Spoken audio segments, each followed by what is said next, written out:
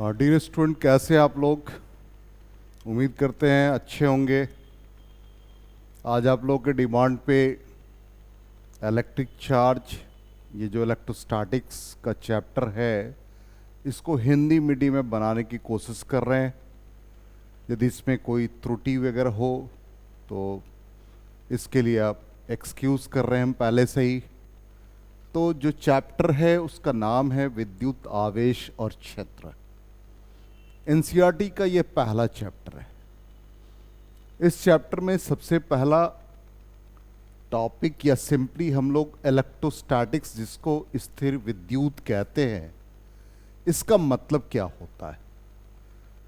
तो यहाँ पर इसका मतलब ये है कि भौतिकी शास्त्र की वह शाखा है जो विरामावस्था में आवेशों के अध्ययन से संबंधित है,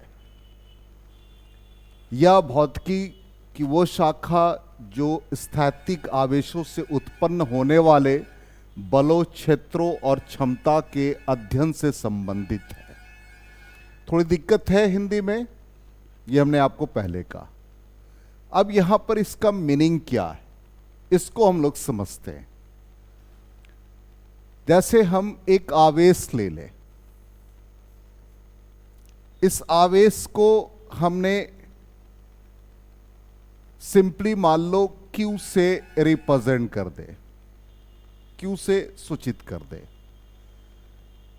इसका नाम एक सपोज मान लिया Q1, और इसके नजदीक दूसरा आवेश हमने Q2 लिया। यदि इस दोनों पर पॉजिटिव, जिसको धनात्मक कहते हैं, इन दोनों के बीच में विकर्षण हुआ। यदि हम इसको ऋणात्मक ले लें तो आकर्षण होगा। इसका मतलब इससे हम लोग, जिसको हम लोग इंग्लिश में फोर्स कहते हैं और हिंदी में बल कहते हैं, अब ये आवेश यदि इसके नजदीक कोई दूसरा आवेश है, ये आवेश इस आवेश को इतने क्षेत्र तक आकर्षित कर रहा है, तो हम लोग इसको क्षेत्र कहते हैं, जिसको इंग्लिश में इलेक्ट्रिक फील्ड इंटेंसिटी कहते हैं। अब यहां पर दूसरा आवेश जो Q था, यदि आप इसको यहां ले आए तो एक कार्य करेंगे, और इस कार्य को हम लोग क्षमता कहते हैं, जिसको इंग्लिश में पोटेंशियल कहते हैं। इसका मतलब पहले हमने बल देखा, उसके बाद क्षेत्र देखा, उसके बाद क्षमता देखा। इसलिए यहां पर यह लिखा गया कि यह भौतिकी की वह शाखा है जो स्थैतिक आवेशों से उत्पन्न होने वाले बलों, क्षेत्रों और क्षमता के अध्ययन से संबंधित है। तो इस तरह से इसका हम लोगों ने डेफिनेशन पढ़ा, और इसको हम लोग कह भी सकते कि ये जितने भी आवेश थे वो विरामावस्था में थे। इसलिए हम लोग बिल्कुल छोटा लिख सकते हैं, भौतिकी की वह शाखा जो विरामावस्था में आवेशों के अध्ययन से संबंधित है। तो ये हम लोगों ने पहला इसका शाब्दिक अर्थ समझा कि क्या होता है। अब यहां पर इसी को हमने इंग्लिश में भी लिख दिया, it is the branch of physics which deals with the study of charges at rest, जो चार्ज रेस्ट में होता है। It is a branch of physics which deals with the study of forces, fields and potentials arising from the static charge. तो charge static था, उससे हम लोगों को फोर्स मिला, फील्ड मिला, पोटेंशियल मिला। अब हम लोग इस चीज को देखें कि जैसे मान लो एक आवेश है और दूसरा आवेश है, उन दोनों के बीच के बल को हम निकालने की कोशिश करें तो कौन सा बल लगता है। तो यहां पर हमने दो इलेक्ट्रॉन को 1 मीटर के डिस्टेंस पे रखा। अब 1 मीटर के डिस्टेंस पे रखा और उसके बीच हमने बल निकाला, तो यह गुरुत्वाकर्षण बल निकाला। अब आप कहेंगे कि सर गुरुत्वाकर्षण बल क्यों निकाला? तो इसका रेंज बहुत ज्यादा होता है, इसलिए हम लोग पहले इसका गुरुत्वाकर्षण बल निकाल के देखते हैं। तो यहां पर हमने एक इलेक्ट्रॉन रखा, दूसरा इलेक्ट्रॉन रखा, इसको हमने 1 मीटर की दूरी पर रखा।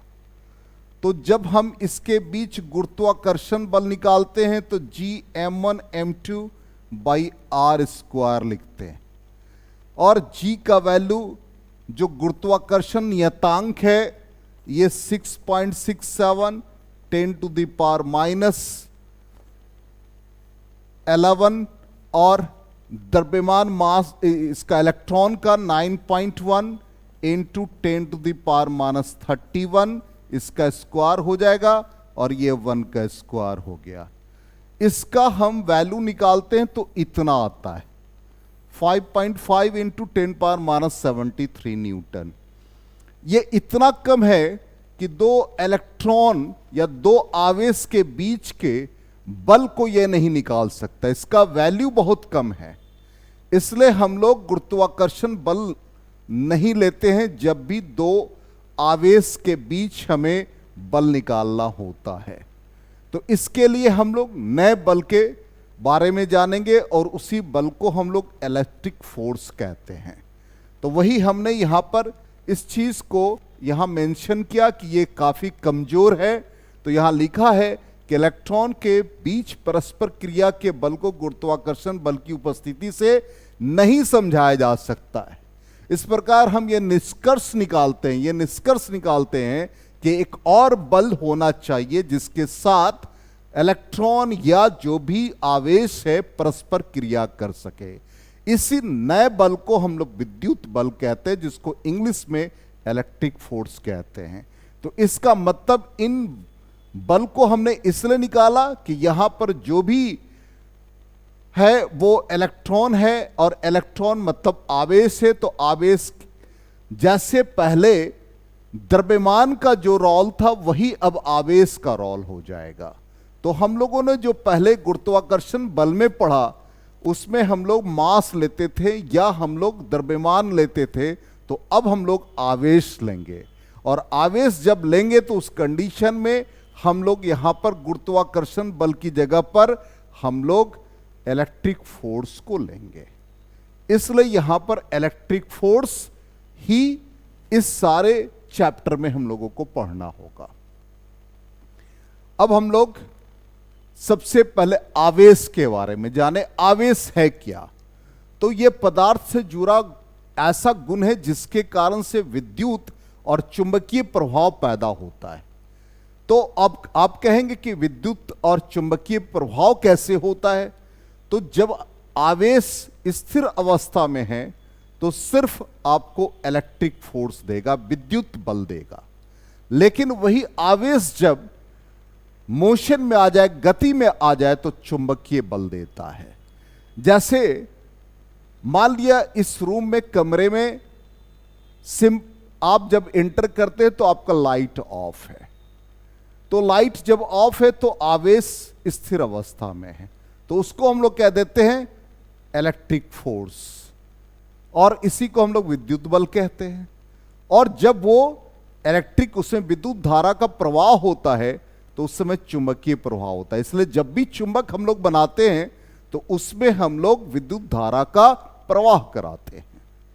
तो इस तरह से आवेश को हम कह सकते हैं कि वो पदार्थ का ऐसा गुण है जिसके कारण विद्युत और चुंबकीय प्रभाव पैदा होता है और अनुभव भी करता है। अब यहां पर जो आवेश है उसका ऐतिहासिक तथ्य क्या है, ऐतिहासिक दृश्य क्या है? तो 600 बीसी, जिसको हम लोग ईसा पूर्व कहते हैं, थेल्स एक ग्रीक साइंटिस्ट था। ग्रीक में एक ऐसा प्लेस है, एक ऐसा स्थान है जिसको हम लोग माइलेटस कहते हैं। तो थेल्स ने क्या देखा? उसने देखा कि एक अंबर लकड़ी के लट्ठे की तरह पीला पदार्थ होता था, उसको ऊनी कपड़े से उसने रगड़ा तो उसके ऊपर, अंबर के ऊपर छोटे छोटे कागज के टुकड़े चिपक गए, और जो पक्षी के हल्के पंख होते वो भी उसके ऊपर आकर्षित हो गए। जितने भी धूल कण है वो भी आकर्षित हो गए। अब इसी चीज को हम लोगों ने आगे बढ़ के देखा कि कांच की छड़, जिसको हम लोग ग्लास रॉड कहते हैं, उसको रेशमी वस्त्र के साथ हमने जब रगड़ा तो इस पर भी वही घटना हुई। इसका मतलब यहां पर ग्लास रॉड या कांच की छड़ ने भी उस पंख को अपनी तरफ आकर्षित किया। अब ऐसी ही घटना हम लोग देख सकते हैं कि जब सूखे बाल होते हैं तो हम लोग कंघी करते हैं, तो कंघी में भी कागज के छोटे छोटे टुकड़े आकर्षित हो जाते हैं। इसका मतलब यहां पर हम ये कह सकते हैं कि अभी जो हम लोगों ने देखा, पहला अंबर देखा, ग्लास रॉड कांच की छड़ और कॉम कंघी, ये स्वयं बिजली प्राप्त किया। तो ये जो बिजली प्राप्त हुआ ये इलेक्ट्रॉन शब्द से आया। अब इलेक्ट्रॉन कहां से आया? तो इलेक्ट्रॉन अंबर से आया। इसलिए आपसे पूछा जा सकता है कि आवेश का प्राचीन नाम क्या था या ग्रीक नाम क्या था, तो आप अंबर बताएंगे। तो इस तरह से आवेश का ये ऐतिहासिक दृश्य है। अब हम लोग आगे इसके बारे में जानते हैं। अब विद्युतकरण की क्रियाविधि क्या है, कैसे आवेश उत्पन्न होता है। तो आवेश उत्पन्न होने के लिए यहां सबसे ज्यादा जरूरी है हमको यह जानना कि जब हम लोग एक वस्तु से दूसरे वस्तु को रगड़ते हैं तो कैसे आवेश इस पर उत्पन्न होता है। मान लो एक वस्तु ए है, दूसरा वस्तु बी है। अब किससे किस में आवेश जाएगा? तो यहां पे सबसे जरूरी यह है कि हर वस्तु का कार्यफलन, जिसको अंग्रेजी में वर्क फंक्शन कहते हैं, इसका मतलब यह होता है कि न्यूनतम ऊर्जा उतनी होनी चाहिए जिससे उससे इलेक्ट्रॉन निकल जाए। उसी को हम लोग कार्यफलन कहते हैं या वर्क फंक्शन कहते हैं।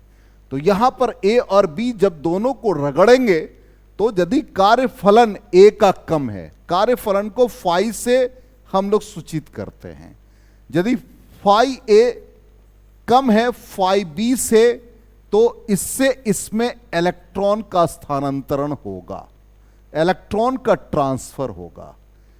यदि फाई बी कम होगा तो बी से होगा।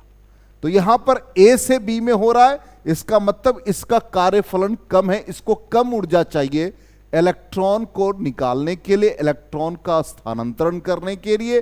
तो इसने दिया, तो जो देता है उसके ऊपर पॉजिटिव साइन हो जाता है और जो लेता है उसके ऊपर नेगेटिव साइन हो जाता है। जैसे कंघी को सूखे बाल से हम रगड़ेंगे तो कंघी और सूखे बाल में किसका कार्यफलन कम है? कार्यफलन को कैसे हम लोग पहचानेंगे? तो जब हम लोग सूखे बाल को कंघी के साथ रगड़ते हैं तो सूखे बाल अपने अपने शेप को ले लेता है, इसका मतलब उसका कार्यफलन कम है। और कंघी के जो नेल्स निकले रहते हैं वो उसका कार्यफलन ज्यादा है। कंघी को आप आसानी से तोड़ नहीं सकते बाल से रगड़ने के बाद। तो यहां पर कार्यफलन कम है सूखे बाल का, तो सूखे बाल से कंघी में इलेक्ट्रॉन का ट्रांसफर होगा। तो ये जैसे कॉम्ब है और ये सूखे बाल है, सूखे बाल को हम ड्राई हेयर लिख रहे हैं।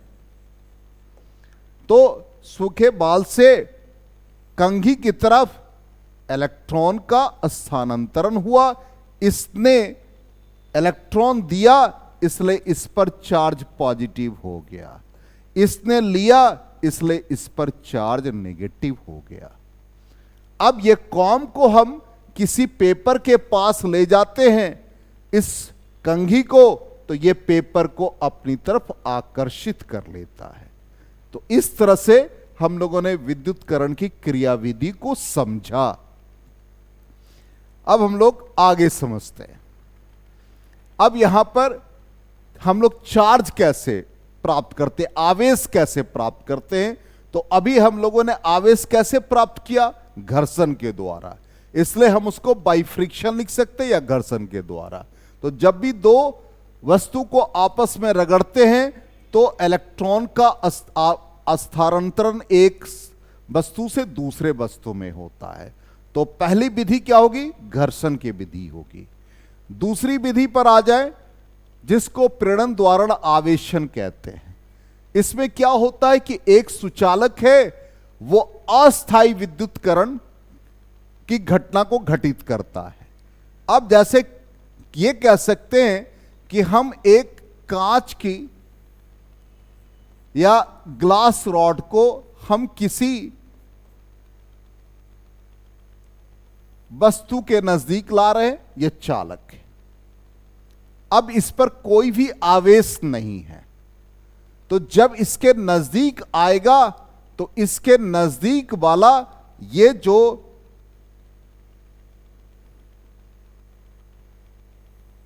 इसके नजदीक वाला हिस्सा है, इस पर इसका अपोजिट साइन हो जाता है और इस हिस्से पर सिमिलर चार्ज उत्पन्न हो जाता है। यदि आप इसी की जगह पर ऐसा ग्लास रॉड लाएंगे और ये हमारा अनचार्ज्ड है, इस पर कोई चार्ज नहीं, कोई आवेश नहीं है, तो जैसे ही आप नजदीक लाएंगे तो इस पर प्लस साइन हो जाएगा, जस्ट इसका विपरीत होगा और इस पर समान आवेश उत्पन्न हो जाएगा। और इसीलिए हम इसको अस्थायी विद्युतकरण कहते हैं। ये अस्थाई नहीं होता, अस्थाई होता, थोड़ी देर के लिए ऐसा हो सकता है। अब इसी को हमने फिगर से बनाया, जैसे ये है, ये अभी आपका इस पर कोई चार्ज नहीं है।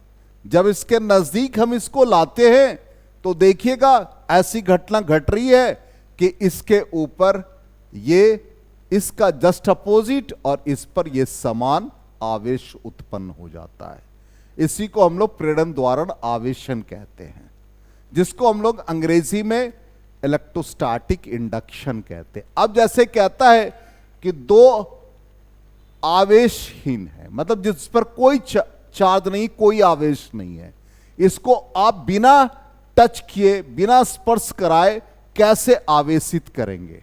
तो ये जैसे दोनों पर कोई आवेश नहीं है। अब इसके नजदीक हम जैसे ही लाएंगे, एक पॉजिटिव ग्लास रॉड लाएंगे, तो आप देखिए क्या होगा, इसके नजदीक वाले हिस्से पर अभी आपको सिखाया कि यहां पर ये ऋणात्मक, इसका जस्ट अपोजिट, जस्ट इसके विपरीत आ जाएगा और इस पर समान आ जाएगा।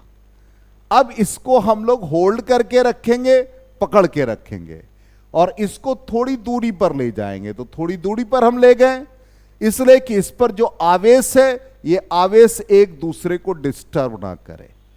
अब चौथे स्टेप में जब हम आएंगे, चौथे चरण में आएंगे, तो इसको हम लोग हटा देंगे। इसको जब हटा देते हैं तो इस पर जो चार्ज है, इस पर जो आवेश है, देखो इस हिस्से पर आवेश है, इस हिस्से पर आवेश है, तो ये इधर उधर होना शुरू हो जाएगा। अब इसको थोड़ी दूर पर ले जाएंगे तो चालक का ये गुण होता है कि उसके पूरे सतह पे आवेश या चार्ज का डिस्ट्रीब्यूशन हो जाता है, पूरा यूनिफॉर्म समान रूप से हो जाता है। तो इस तरह से ये अनचार्ज था और इसको हम लोगों ने चार्ज कर लिया। अब इसी तरह से मान लो ये एनसीईआरटी का एक सवाल है कि आप उसके ऊपर धनात्मक आवेश कैसे उत्पन्न करेंगे, ये अनचार्ज्ड है, आवेशहीन है।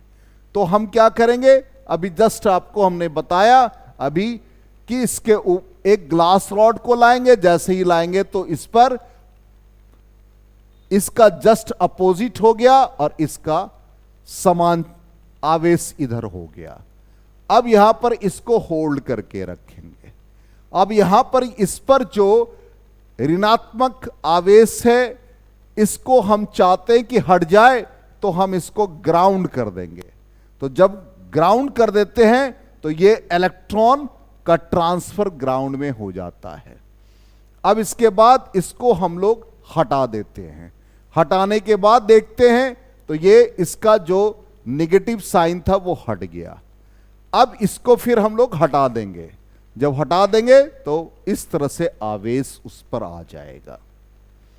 तो हमने इस पर आवेश उत्पन्न किया जो पॉजिटिव साइन है। इसी तरह से हमको निगेटिव लाना है, तो निगेटिव लाने के लिए फिर वैसे ही अनचार्ज है, अब इसके नजदीक हम ले जाएंगे तो ये अपोजिट चार्ज आ गया, इस पर सिमिलर आ गया।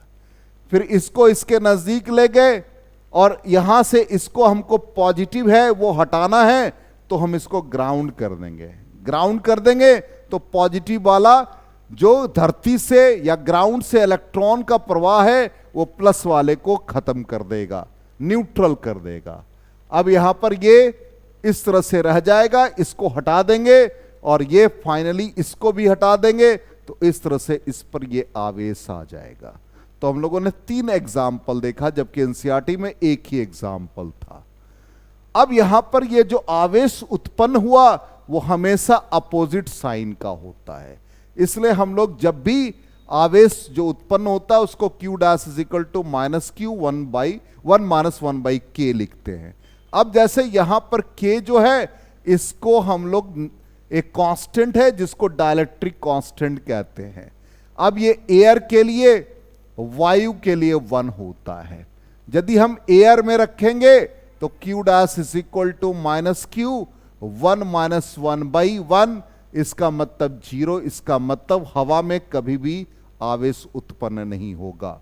अब जैसे यहां पर k कंडक्टर के लिए इनफाइनाइट होता है, चालक के लिए, तो चालक के लिए इंफिनिटी होता है। तो चालक पर क्या आ जाएगा, q dash is equal to minus q 1 minus 1 by infinity. तो q dash is equal to minus q, हमेशा अपोजिट साइन आता है।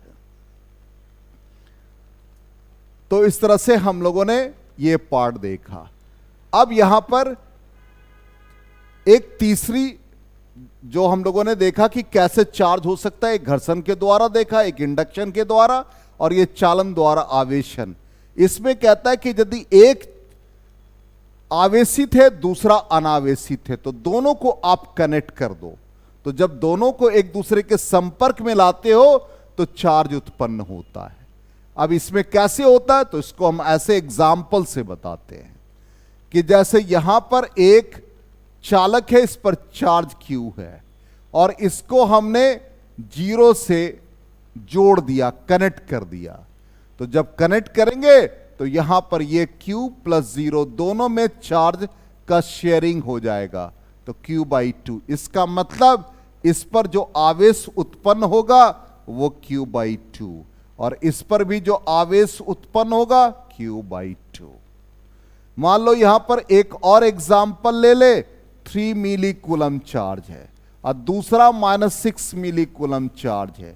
अब दोनों को हमने जोड़ दिया, संपर्क में ले आए, तो ये क्या होगा, 3 मिली कूलम -6 मिली कूलम बाई 2, तो ये आ जाएगा -3/2 मिली कूलम।